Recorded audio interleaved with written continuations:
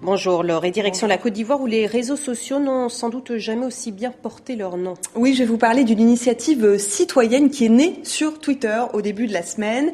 Privés de téléphone, privés d'argent, cloîtrés chez eux 17 heures sur 24 à cause du couvre-feu, bref, livrés à eux-mêmes alors que l'insécurité grandissait dans la ville, eh bien, les Abidjanais se sont tout de suite servis de Twitter pour s'entraider, pour secourir les malades, les blessés, les femmes enceintes, signaler les supermarchés ouverts, les pilleurs, etc.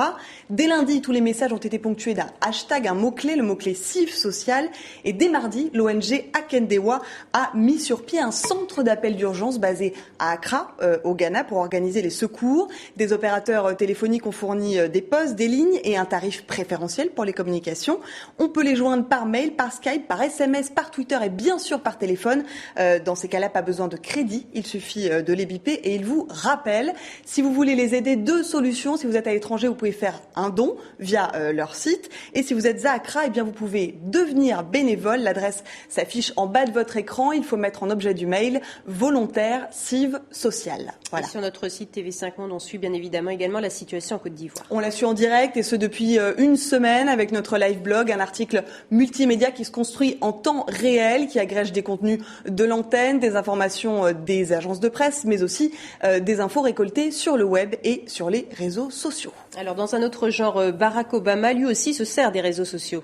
Oui, pour lancer sa campagne pour 2012, vous le savez peut-être, il a toujours été un grand fan de Twitter, de Facebook, et ce, dès la campagne pour la présidentielle de 2008.